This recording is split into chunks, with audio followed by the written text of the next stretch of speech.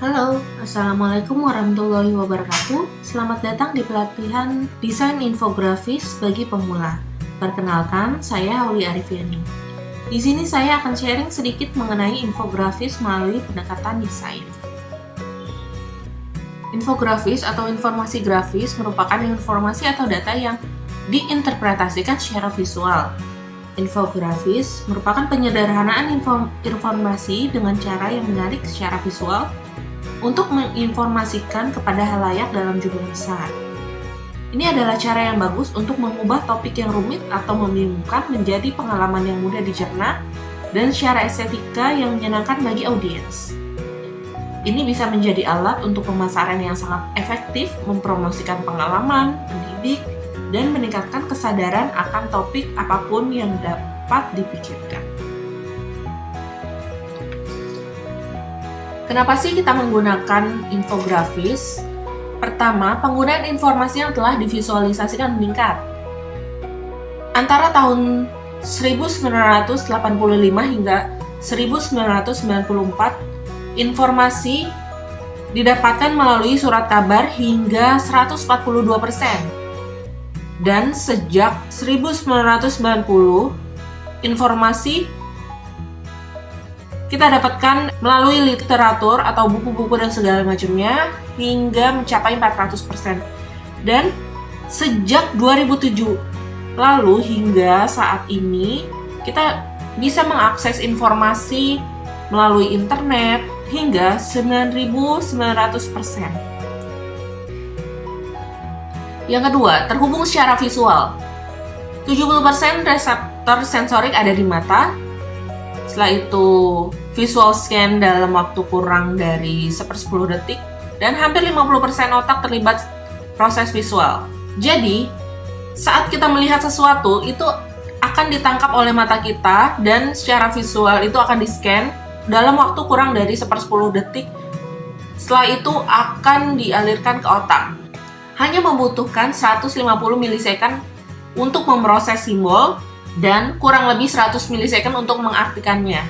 Anda bisa melihat di sini apabila Anda pergi ke suatu tempat dan mengendarai suatu kendaraan, apakah Anda bisa membaca dengan cepat saat mengendarai suatu kendaraan, membacanya dengan seksama satu persatu daripada melihat simbol tertentu seperti ini. Tentunya untuk memproses simbol itu lebih cepat ditangkap daripada Anda harus membaca suatu kalimat yang begitu panjang seperti ini. Selanjutnya, memiliki informasi berlebih. Kita menerima 5 kali lebih banyak informasi setiap harinya. Jadi rata-rata kita mengkonsumsi sekitar 34 GB atau 100.500 kata informasi di luar pekerjaan tiap harinya. Dan rata-rata kita hanya membaca 28% kata tiap kita berkunjung. Contohnya, saat Anda berpergian ke museum, saat Anda masuk ke dalamnya, Anda menerima banyak informasi di situ mengenai museum itu dan apa saja yang ada di dalam museum tersebut. Dan rata-rata Anda hanya membaca sekitar 28% kata setiap Anda melihat suatu aset visual di dalam museum tersebut. Selanjutnya, infografis itu lebih menarik. Peneliti menemukan bahwa warna visual dapat meningkatkan keinginan membaca hingga 80%. Kebayang kalau misalnya ada sebuah buku untuk anak-anak, buku tersebut warnanya hitam putih, tidak full color ya.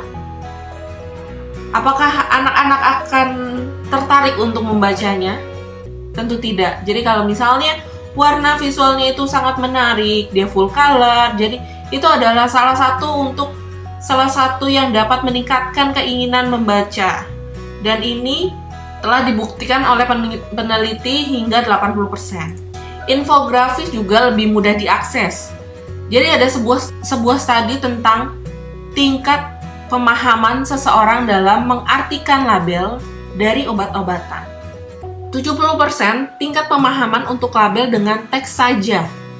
Dan 95% tingkat pemahaman untuk label dengan teks dan gambar. Orang akan mengikuti petunjuk dengan teks dan ilustrasi melakukan 323% lebih baik daripada orang yang mengikuti petunjuk tanpa informasi. Jadi, orang akan lebih memahami kalau misalnya ada teks dan gambarnya.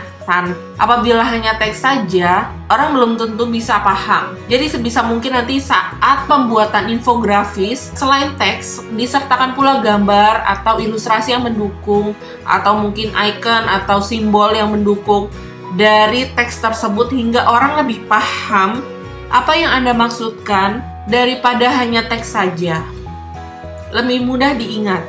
Kita dapat mengingat dari yang kita dengar itu sekitar 10% dan 20% dari yang kita baca, dan paling besar itu adalah saat kita melihat dan juga kita lakukan, itu hingga 80%. Lebih persuasif. 50% penonton diyakinkan oleh presentasi verbal murni, dan penonton diyakinkan oleh presentasi verbal yang menyertai visual hingga 67%. Jadi, menambahkan gambar membuat orang lebih cenderung percaya dengan apa yang mereka baca. Jadi, apabila Anda hanya menyertakan teks atau Anda presentasi hanya dengan kata-kata saja, itu kurang meyakinkan. Anda akan lebih meyakinkan apabila Anda menyertakan visual pendukung untuk presentasi atau info yang akan Anda sampaikan kepada halayak atau audiens. Jadi, infografis di sini itu lebih mudah dicerna, mudah untuk berbagi, dan sangat menyenangkan tentunya untuk audiensnya dalam menerima informasi yang Anda sampaikan. Oke, sekian dari saya pada sesi kali ini. Terima kasih. Wassalamualaikum warahmatullahi wabarakatuh. Halo, Assalamualaikum warahmatullahi wabarakatuh. Selamat datang kembali di pelatihan desain infografis bagi pemula bersama saya, Aulia. Setelah Anda mengetahui tentang apa itu infografis, pada sesi kali ini saya akan membahas mengenai tipe-tipe infografis. Tipe-tipe infografis ini nantinya akan merujuk ke infografis seperti apa yang akan Anda buat. Yang pertama di sini ada infografis mengenai grafik campuran. Infografis ini mencakup berbagai bagan yang berbeda untuk menampilkan data. Jadi di situ ada pictochart, ada bagan, dan lain sebagainya. Selanjutnya ada daftar infografis. Dalam daftar infografis, bagian besar adalah teks yang mencantumkan informasi tentang subjek yang diberikan. Lalu ada juga timeline infografis. Timeline ini untuk melihat bagaimana subjek berubah dari satu waktu ke waktu tertentu. Lalu ada juga how to guide. Adalah panduan langkah demi langkah untuk menciptakan sesuatu. Selanjutnya ada diagram alir. Di sini dimulai pada satu titik dan melihat titik-titik yang bercabang berdasarkan keputusan yang berbeda. Lalu ada juga infografis perbandingan yang membandingkan dan kontras dua subjek yang berbeda. Lalu ada juga infografis berbasis lokasi yang menggunakan peta untuk memvisualisasikan data geografis tertentu. Selanjutnya ada foto infografis yang menggunakan sebagian besar foto dan dikombinasikan dengan teks untuk menjelaskan satu poin tertentu. Lalu ada infografis hierarki, yaitu merupakan item tumpukan atau subjek berdasarkan tingkat yang telah ditentukan. Ada juga infografis bagan tunggal, adalah bagian seperti grafik batang atau garis yang memvisualisasikan data pada subjek. Lalu ada visualisasi angka untuk menambahkan gambar ke statistik agar lebih menarik. Selanjutnya ada infografis anatomi yang menerangkan suatu bagian tertentu pada tubuh. Dan yang terakhir adalah infografis visual resume atau CV yang merupakan resume dalam bentuk form infografis. Jadi apabila seseorang ingin mencari kerja, itu bisa juga menggunakan infografis dengan tipe visual resume seperti ini. Oke, Sekian pada sesi kali ini. Terima kasih. Wassalamualaikum warahmatullahi wabarakatuh. Halo, Assalamualaikum warahmatullahi wabarakatuh. Selamat datang kembali di pelatihan Desain Infografis bagi pemula bersama saya, Haulia. Setelah Anda mengetahui apa itu infografis dan juga tipe-tipenya di sesi yang lalu, sekarang kita akan mempelajari bagaimana cara mendesain infografis tersebut. Sebelum kita mulai mendesain, ada beberapa hal yang harus diperhatikan agar tampilan infografis yang kita buat menarik dan dapat dipahami dengan mudah. Seperti misalnya, garis besar tujuan, mengumpulkan data, memvisualisasikan data, tata letak, serta menambahkan gaya. Yang pertama akan kita bahas adalah garis besar tujuan. Sebelum kita memulai memikirkan desain, tata letak, grafik, estetika, dan segala macamnya, kita harus berpikir terlebih dahulu tentang tujuan suatu infografis tersebut. Cara menentukan tujuan dari dibuatnya infografis adalah sebagai berikut. Langkah yang pertama adalah menentukan permasalahan. Kenali terlebih dahulu infografis yang ingin Anda buat. Dan setelah itu tentukan masalah secara lebih spesifik sehingga membantu audiens dalam membaca infografis tersebut. Jadi, Anda harus memahami terlebih dahulu apa yang benar-benar ingin Anda sampaikan kepada para audiens. Dengan demikian, infografis yang Anda buat benar-benar berisi informasi yang sesuai. Selanjutnya adalah gunakan piramida pertanyaan. Gunakan piramida pertanyaan untuk mengatasi masalah dan mengubahnya menjadi 3 hingga 5 pertanyaan yang bisa ditindaklanjuti untuk ditangani. Seperti yang telah disampaikan pada slide sebelumnya, tentukan satu masalah utama yang akan disajikan dalam infografis. Kemudian, tambahkan informasi-informasi pendukung lainnya. Lalu, informasi yang tidak begitu dipentingkan tetapi masih dianggap perlu untuk disampaikan dapat ditambahkan kemudian. Selanjutnya adalah mengumpulkan data. Setelah Anda mengetahui dengan jelas tujuan dari infografis yang akan Anda buat, langkah selanjutnya adalah mengumpulkan data. Ada beberapa hal yang harus Anda ketahui dalam mengumpulkan data untuk membuat infografis. Pertama, mencari data. Ketika kita akan membuat sesuatu infografis, kumpulkanlah data sebanyak-banyaknya tanpa perlu menyaring terlebih dahulu. Segala informasi yang dianggap perlu dan mampu mendukung sajian infografis dapat Anda kumpulkan. Dan sumber untuk memperoleh data pun beragam. Anda bisa mencarinya sendiri, bisa data yang sudah dimiliki dengan cara melakukan survei atau riset dan sebagainya. Bisa juga dengan data yang kita peroleh melalui membaca dan berbagai literatur cetak, atau bisa juga data yang kita peroleh melalui internet. Setelah seluruh data yang dibutuhkan kita kumpulkan, saatnya data-data tersebut dipilah dan dipilih. Data yang dianggap terlalu umum atau kurang mendukung dalam menyampaikan pesan di infografis dapat kita singkirkan. Kemudian, data yang tersisa dikelompok-kelompokkan sesuai dengan kategori yang tepat. Dengan demikian, infografis yang kita buat nantinya dapat benar-benar efektif dalam menyampaikan pesan. Selanjutnya adalah memvisualisasikan data.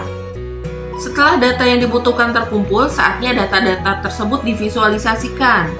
Ini merupakan tahapan yang sangat menarik dalam membuat infografis. Di dalam tahapan ini, kita diajak untuk membangun dan memikirkan berbagai icon, bentuk, dan gambar yang tepat untuk mewakili suatu data yang akan disajikan. Misalnya, ketika kita memvisualisasikan data jumlah penduduk, kita dapat menggunakan icon sekumpulan orang. Contoh lainnya, jika kita akan menyajikan data banyaknya jumlah kendaraan yang melewati suatu ruas jalan, kita dapat menggunakan icon mobil dan sebagainya. Dalam memvisualisasikan data, ada berbagai cara yang dapat kita lakukan. Cara pertama ini adalah dengan menginformasikannya. Ada bermacam cara untuk menginformasikan data kepada halayak umum. Bisa dengan menyebutnya suatu jumlah dalam angka ataupun persentase. Kedua, tipe data tersebut dapat ditonjolkan dengan menuliskannya dalam ukuran yang cukup besar dan menggunakan warna yang mencolok.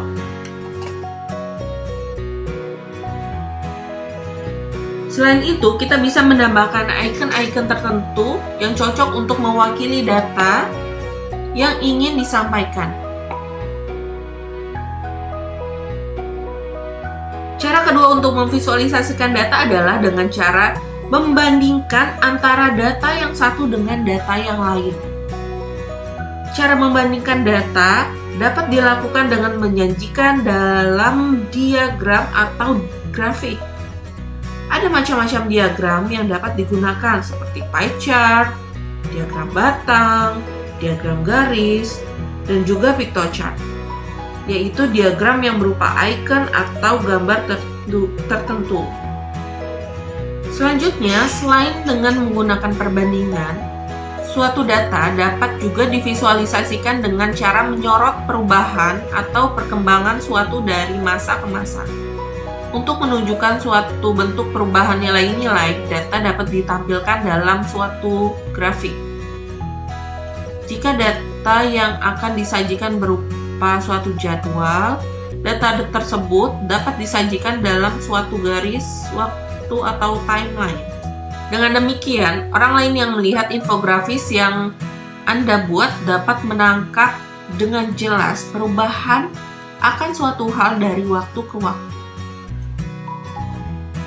Hal lain yang harus diperhatikan dalam menyajikan data secara visual adalah pengorganisasian data itu sendiri. Jika data tersebut berupa suatu pengelompokan, silakan kelompokkanlah terlebih dahulu data tersebut dalam kategori yang sesuai. Jika data tersebut berupa suatu urutan, urutkanlah data tersebut terlebih dahulu sesuai dengan urutan yang benar dan sebagainya. Jangan sampai data yang kita tampilkan terkesan tidak rapi, tidak sesuai kronologis, atau bahkan terlihat tidak sesuai dengan data aslinya. Oleh karena itu, ketika Anda akan membuat infografis, nantinya silakan diperhatikan apakah data yang ingin Anda visualisasikan membutuhkan suatu tabel, suatu bagian, atau mungkin juga suatu alur tertentu. Setelah itu adalah eksplorasi. Tidak ada poin tertentu untuk bereksplorasi. Gaya visualisasi benar-benar akan bergantung pada spesifikasi data yang dimiliki. Anda harus memiliki semua yang dibutuhkan untuk memilih grafik yang sesuai untuk setiap rangkaian data yang ingin divisualisasikan. Pikirkan saja informasi apa yang ingin ditekankan, dan pilihlah bagan yang sesuai dengan itu. Nantinya, Anda dapat mengeksplorasi data yang Anda miliki dan melihat kembali kira-kira infografis yang akan Anda buat dapat divisualisasikan dengan cara yang mana. Bisa jadi dalam satu infografis bisa menggunakan berbagai cara penyajian. Setelah kita tahu bagaimana cara memvisualisasikan data yang dimiliki, saatnya Anda menata letakkan elemen-elemen atau aset-aset untuk infografis yang akan dibuat. Buatlah arus informasi alami. Seperti yang sudah disampaikan sebelumnya, dalam membuat infografis dapat menggunakan prinsip piramida. Pada umumnya, infografis memiliki flow dari atas ke bawah atau dari kiri ke samping dengan format vertikal. Untuk info yang paling penting, letakkan pada bagian atas dan semakin ke bawah adalah informasi tambahan. Jadi, konsepnya mirip seperti piramid. Selanjutnya, gunakan tata letak grid untuk menambahkan struktur dan keseimbangan infografis. Peletakan elemen secara simetris merupakan taktik untuk mempermudah dalam pembuatan infografis. Susun dan aturlah grid atau kolom-kolom seperti yang tampak pada tayangan berikut secara seimbang sesuai dengan jumlah informasi yang ingin disampaikan. Perlu diketahui bahwa secara alami audiens membaca informasi dari kiri ke kanan atau dari atas ke bawah. Alur informasi seperti ini dapat digunakan untuk mengarahkan pandangan pembaca atau audiens dari elemen ke elemen. Selanjutnya mari kita lihat contoh pembagian kolom alur informasi dalam suatu infografis. Yang pertama adalah infografis dalam satu kolom. Tata letak satu kolom ini atau tunggal digunakan untuk konten dengan aliran linear terpusat seperti timeline atau how to guide. Selanjutnya adalah infografis dalam dua kolom. Biasanya, infografis dalam dua kolom ini digunakan untuk konten-konten perbandingan yang membandingkan satu subjek dengan yang lainnya. Setelah itu adalah layout atau tata letak dengan banyak kolom atau multi-section untuk informasi yang sama pentingnya. Apapun tata letak yang digunakan, atur jarak elemen secara berkala sehingga menciptakan struktur dan keseimbangan yang baik. Maksudnya adalah Anda diminta untuk memperhatikan ruang kosong atau jarak antara objek atau elemen yang satu dan elemen yang lainnya yang disajikan dalam infografis yang akan Anda buat. Jangan sampai elemen-elemen tersebut diletakkan terlalu dekat atau terlalu berjarak sehingga kurang indah dipandang. Lalu Anda juga dapat menggunakan template. Jika membuat tata letak dari awal terlalu menakutkan, carilah template infografis siap pakai yang dapat dipersonalisasi agar sesuai dengan data yang dimiliki. Pilih template infografis berdasarkan strukturnya, lalu mainkan dengan gaya. Jika Anda kesulitan mendesain tampilan infografis yang Anda inginkan, gunakan saja template yang sudah ada. Saat ini, cukup banyak website yang menawarkan beragam template untuk mendesain infografis, baik yang berbayar maupun yang gratis. Template yang disediakan tersebut dapat Anda sesuaikan dengan keinginan dan kebutuhan Anda. Lalu pikirkan berapa banyak data yang akan divisualisasikan untuk menentukan jumlah kolom yang baik dalam tata letak infografis. Gunakan template infografis sesuai dengan banyaknya data yang dimiliki. Semua yang kita bicarakan di bagian sebelumnya berlaku di sini. Pikirkan berapa banyak elemen yang dimiliki dan bagaimana alur cerita yang dapat mengalir saat memilih template infografis tersebut. Setelah memiliki template infografis, cukup tukar kontennya dengan yang Anda miliki. Langkah terakhir dalam mendesain infografis adalah menambahkan gaya. Penambahan gaya dalam sajian infografis sangat penting. Hal ini dapat menjadikan infografis yang Anda sajikan tampak tidak membosankan, lebih eye-catching, dan mudah dipahami. Perhatikan font atau huruf yang akan Anda gunakan. Buatlah sesederhana mungkin. Sebuah infografis merupakan suatu ringkasan visual teks yang seharusnya benar-benar diperlukan untuk memahami konsep utama dan melengkapi visual. Ringkaslah teks yang Anda miliki menjadi satu paragraf pendek. Setelah itu, pilihlah font yang mudah dibaca untuk sebagian besar teks. Lalu, sampaikan ukuran dan gaya header utama, header bagian, dan sorotan data Anda sehingga inti infografis Anda dapat terlihat.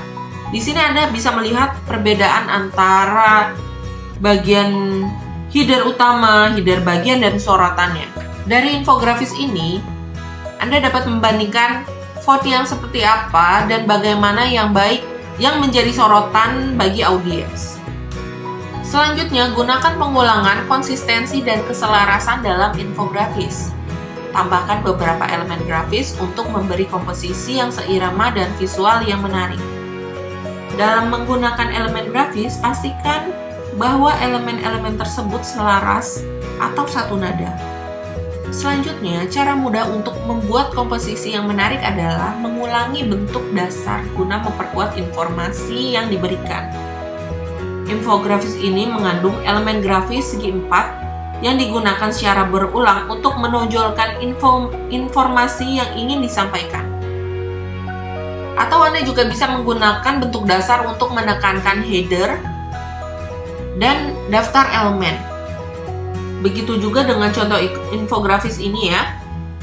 Elemen grafis lingkaran digunakan untuk menyoroti data penting yang ingin disampaikan. Selanjutnya, tambahkan icon untuk membuat konsep penting dalam teks. Anda bisa menambahkan icon-icon tertentu yang cocok untuk mewakili data yang ingin Anda sampaikan. Dan pastikan elemen grafis yang ditambahkan simetris. Elemen yang berulang dan selaras menciptakan ritme visual yang bisa membuat komposisi terlihat baik. Ini kita bisa melihat perbedaannya saat elemennya tidak simetris dan saat elemen ini simetris, yang mana yang paling baik dan yang mana yang bagus saat dilihat. Selanjutnya adalah menggunakan ruang negatif atau white space. Ruang negatif atau white space mengacu pada area halaman yang tidak berisi teks atau gambar. Biasanya kita menyebutnya dengan margin. Buat margin di sekitar tepi infografis agar terlihat lebih baik. Beri spasi atau margin antara unsur-unsur yang tidak terkait satu sama lain. Bisa dilihat ya perbedaannya di sini.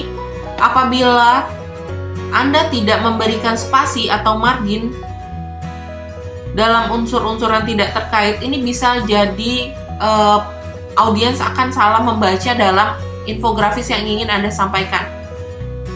White space atau spasi juga digunakan untuk membagi warna agar terlihat lebih baik. Dan yang terakhir adalah warna. Warna adalah alat komunikasi yang sangat hebat. Desain yang hebat dapat berkomunikasi secara efektif dalam warna hitam dan putih. Pikirkan warna seperti bonus tambahan cara agar pembaca dapat memahami konten Anda. Jadi, saat Anda menambahkan warna ini dapat menyoroti informasi penting. Bisa dilihat perbedaannya di sini saat semua warna sama dan ada satu warna yang berbeda di sini. Tentunya audiens akan menyorot pada informasi tertentu yang warnanya berbeda. Warna juga dapat mengelompokkan elemen-elemen terkait. Nah, apabila seluruh warna sama, audiens akan menganggap warna yang sama tersebut adalah data dalam satu kelompok. Dan apabila warnanya berbeda, maka data tersebut sesuai dengan warna dalam kelompoknya. Yang terakhir adalah mengimbangi dengan warna dan menyatukan komposisi. Warna juga dapat mengimbangi dan menyatukan komposisi. Di sini bisa kita lihat ya perbedaannya antara infografis yang satu dengan yang lain. Tips terakhir adalah do, read, test, dan check. Buatlah infografis yang ingin Anda sampaikan kepada audiens. Selanjutnya, baca kembali infografis yang sudah Anda buat. Apakah sudah sesuai? Apakah informasi yang Anda sampaikan sudah Anda masukkan di dalamnya? Lalu tes. Lakukan tes kepada teman Anda atau rekan Anda. Cari tahu apakah infografis yang Anda buat sudah tersampaikan kepada audiens atau belum. Lalu terakhir adalah cek. Cek kembali garis besar tujuan apakah sudah tersampaikan kepada audiens, data yang disampaikan apakah sudah benar atau belum, visualisasi data yang Anda sampaikan sudah sesuai atau tidak, tata letaknya sudah baik atau belum, dan gaya yang disampaikan sudah baik atau tidak, eye-catching atau tidak. Sekian sesi pada kali ini. Terima kasih. Wassalamualaikum warahmatullahi wabarakatuh.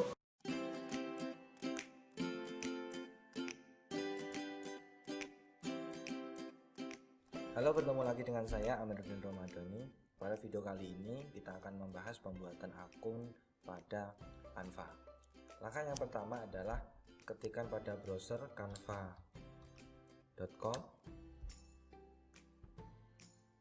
Selanjutnya akan muncul tampilan website Canva.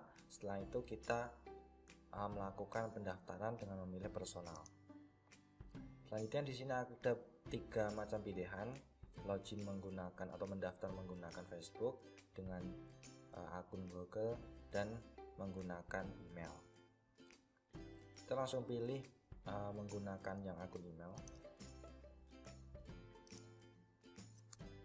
Isi dengan nama, kemudian email, konfirmasi email, dan juga password. Setelah itu centang, kemudian klik. Kita tunggu proses. Nah, kita sudah berhasil mendaftar di Canva. Sekian dari saya, terima kasih.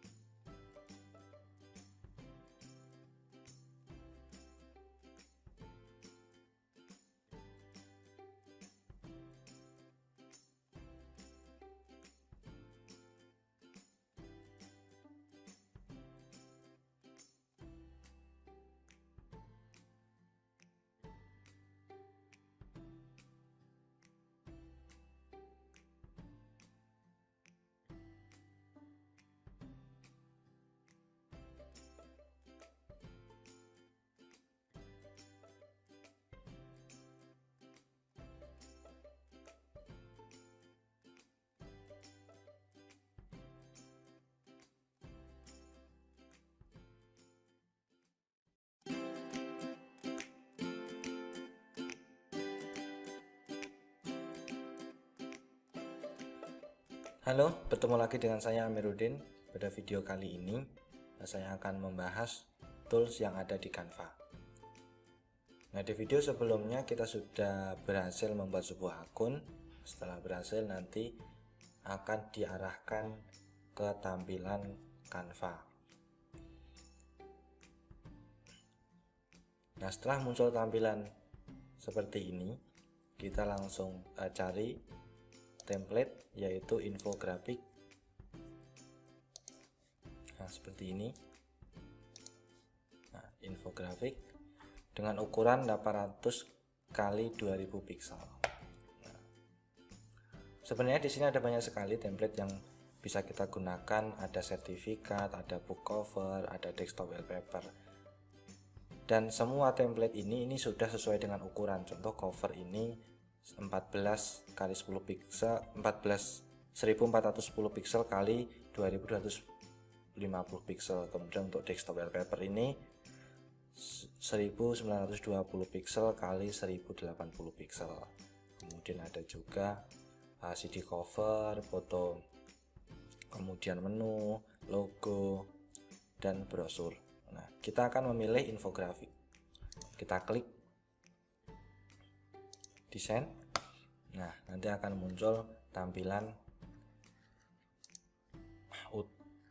depan. Nah, di sini ada banyak menu yang akan coba saya jelaskan. Yang pertama adalah template. Nah, template di sini adalah tempat di mana Canva menyediakan template yang bisa kita gunakan. Nah, di sini ada tulisan free, ya kan? Kemudian ada yang tidak. Nah, ini maksudnya adalah kita kalau ingin menggunakan kita harus membayar. Kan seperti ini. Kalau yang free, nah seperti ini.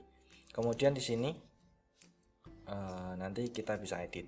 Nah, di menu selanjutnya adalah elemen. Nah, elemen ini ada banyak, ada free photo, ada grid, ada shape, ada chart, ada illustration, ada icon, ada lines, ada frame, dan masih banyak lagi. Kemudian selanjutnya adalah teks. Nah, di sini adalah kumpulan template teks yang bisa kita gunakan tanpa kita harus mencari-cari komposisi. Nah, di sini sudah disediakan bahwasanya template atau font ini itu cocoknya dengan font yang ini. Nah, seperti tampil di sini. Nah, menu selanjutnya adalah upload. Nah, maksudnya di sini kita bisa mengupload desain kita atau sebuah icon gambar ke dalam project kita. Nah, melalui upload image ini.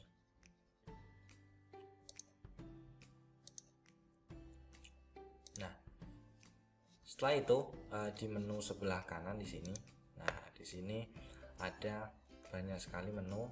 Yang pertama ada font, kemudian ada ukuran, ada text color, ada untuk menebalkan huruf, untuk membuat garis miring, kemudian ada teks, ada rata kiri, rata kanan, rata tengah, dan juga ada bulletin list dan spasi. Nah, kemudian ketika kita memilih sebuah icon seperti ini, nanti di sini akan berbeda. Nah, maksudnya di sini adalah di dalam sebuah sebuah icon tangan ini ada tiga warna, putih, dan biru.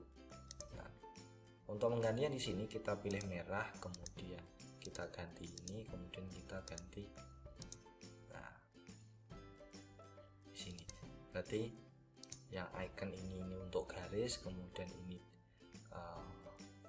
color untuk tangan, kemudian untuk yang pink ini color untuk gambar hati.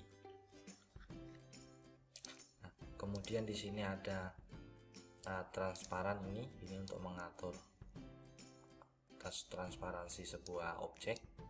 Kemudian di sini untuk menghapus.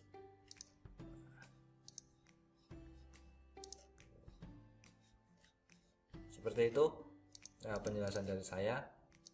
Terima kasih. Sampai jumpa.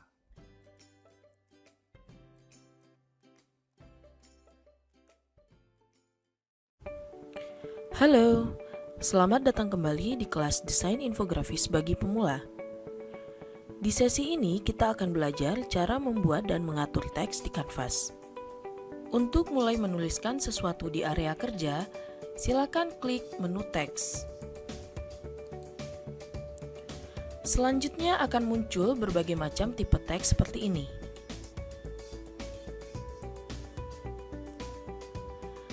Bapak dan Ibu dapat menggunakan gaya penulisan seperti yang sudah dibuat oleh tim Canva ini, atau menggunakan gaya penulisan Bapak dan Ibu sendiri.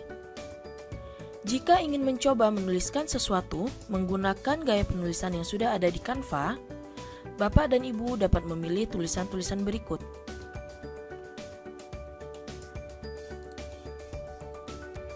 Arahkan kursor dan klik pada area tulisan, lalu ketikkan tulisan yang diinginkan.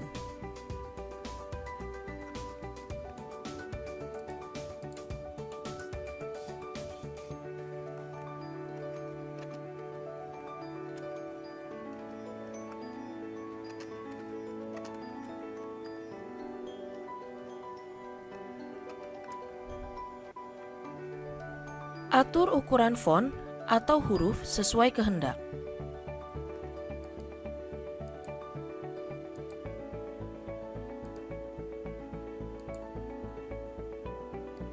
Dengan demikian, gaya penulisan Bapak dan Ibu akan sesuai dengan gaya penulisan yang dikehendaki.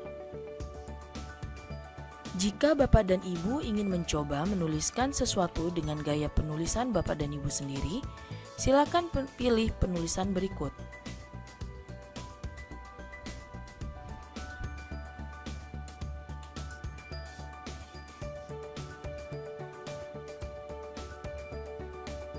Arahkan kursor dan klik pada area tulisan. Ketikkan tulisan yang diinginkan.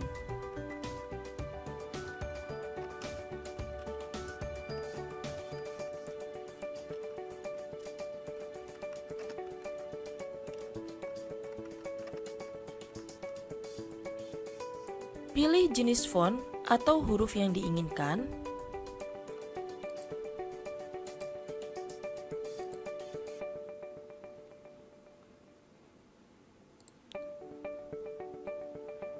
Lalu atur ukurannya.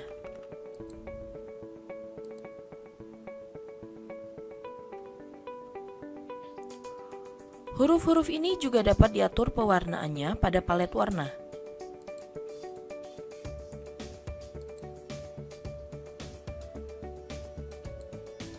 Selain itu, kerapatan jarak antar huruf dan baris juga dapat diatur dengan mengklik fitur ini.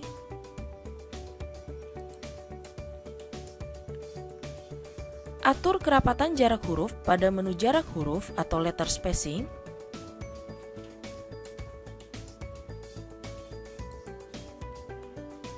Dan atur kerapatan jarak baris pada menu tinggi garis atau line height.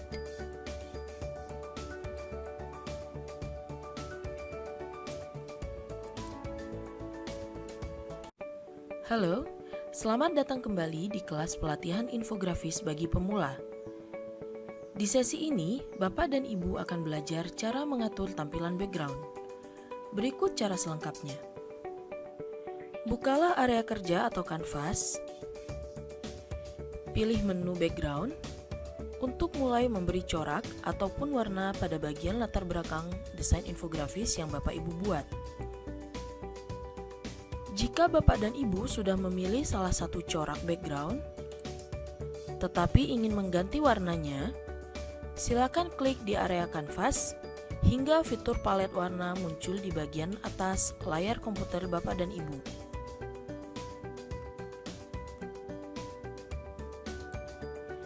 Pilih warna yang diinginkan,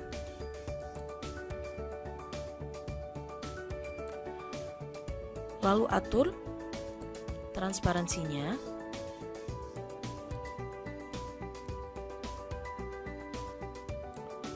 Maka, background yang dikehendaki pun akan tampak di kanvas.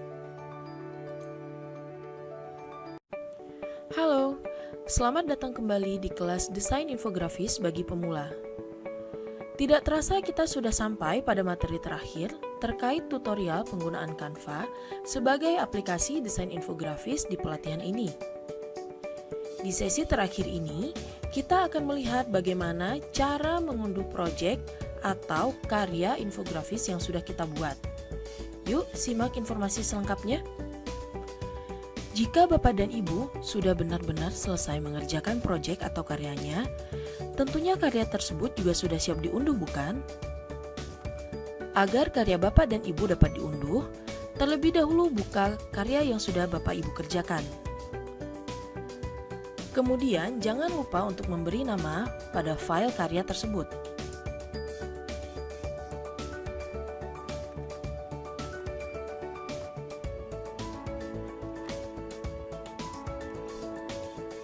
Lihatlah menu unduh atau download yang berada di layar bagian atas.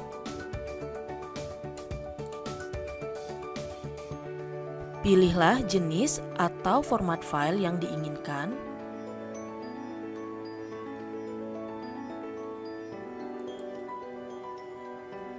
Jika ada lebih dari satu halaman, pilihlah halaman karya yang akan diunduh dengan mengetikkan nomor halaman di area ini. Kemudian, klik tombol unduh atau download. Tunggulah hingga proses mendownload selesai. Dan bukalah folder penyimpanan unduhan Bapak dan Ibu. Klik 2 kali untuk melihat hasil karya Bapak dan Ibu yang sudah selesai diunduh.